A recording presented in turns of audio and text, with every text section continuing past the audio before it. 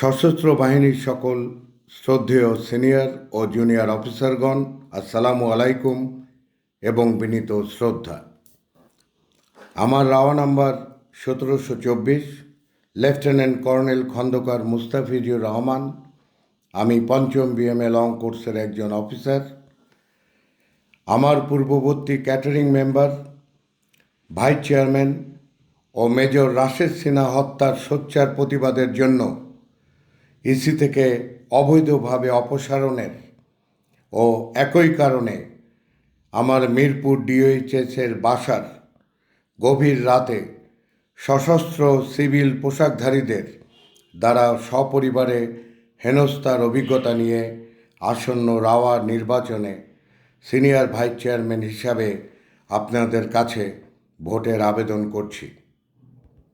মনে রাখবেন, your choice matters.